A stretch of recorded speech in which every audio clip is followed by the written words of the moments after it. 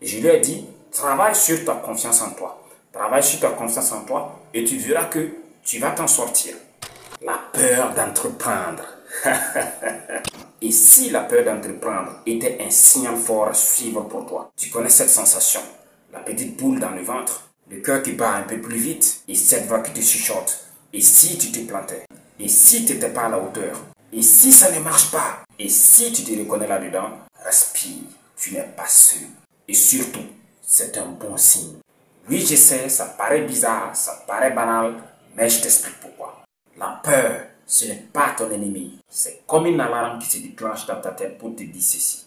Et ce que tu fais compte vraiment pour toi. Sache que si tu avais trop peur, c'est que le projet ne te tient pas vraiment à cœur. Tu sais quoi? Les meilleurs entrepreneurs, les meilleurs artistes, sportifs, acteurs, ils ont tous peur avant de se lancer. La différence, c'est qu'ils ne la laissent pas les arrêter. Ils avancent avec. Aujourd'hui, je vais te partager 5 façons concrètes de transformer ta peur en moteur. Et crois-moi, si tu appliques cela, tu ne verras plus ta peur de la même façon. 1. Regarde ta peur en face. Imagine un peu que tu marches dans une forêt. Au loin, tu entends un bruit. Si tu l'ignores, tu paniques et tu cours n'importe comment, n'importe où, tu risques d'aller tomber dans un danger plus grand. Mais si tu prends le courage d'allumer une petite torche et tu vois que c'est juste un petit animal, ton cœur se calme. La peur d'entreprendre, c'est pareil. Plus tu la regardes clairement, plus tu la contrôles. Et bien évidemment, moins elle te contrôle.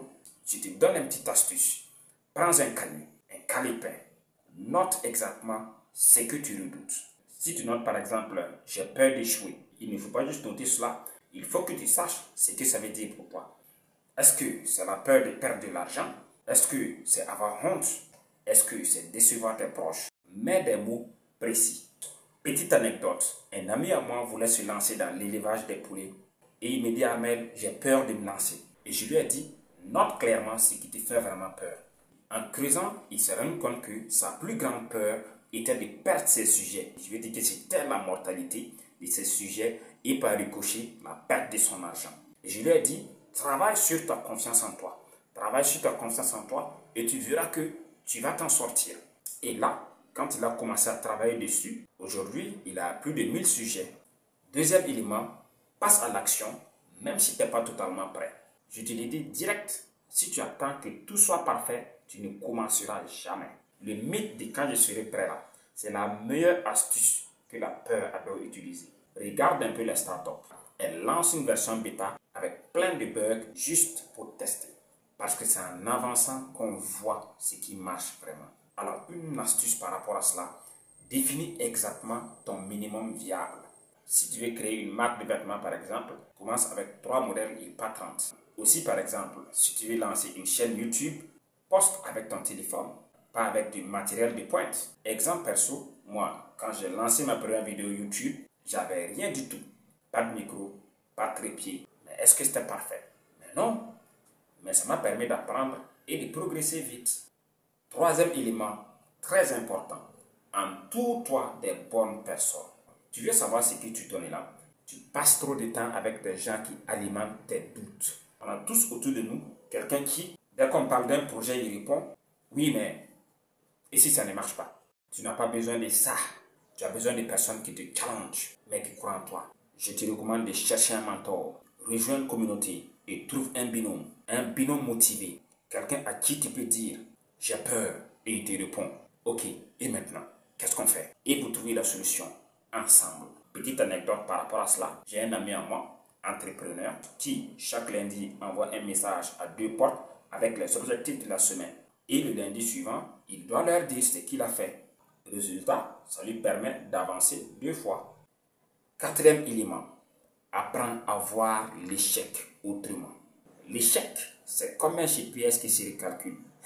Il ne te dit pas que tu es nul, il te dit ok, cette route est fermée, emprunte une autre. Tu vois un peu la localisation sur ton téléphone, c'est exactement cela. Alors commence par échouer vite et sur des petites choses.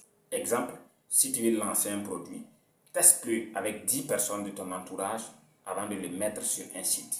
Si tu veux créer un atelier, propose-le gratuitement à 10 amis sincères et attends leur retour. Cinquième élément, Célèbre tes petites victoires. Le cerveau adore savoir qu'il progresse. Si tu attends les grandes victoires pour te féliciter, tu risques d'être frustré longtemps.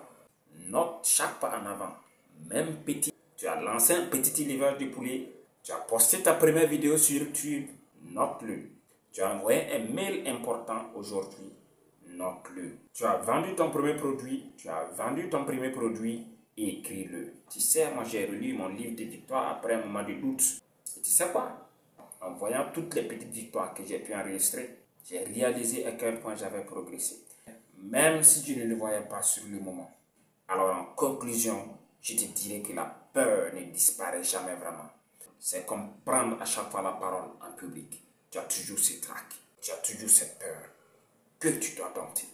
Tu peux apprendre à marcher avec elle. Tu peux la transformer en énergie, en boussole, en moteur. Alors la vraie question c'est, est-ce que tu vas attendre qu'elle parte avant d'agir ou est-ce que tu vas avancer avec? Parce que c'est là que commence la belle aventure.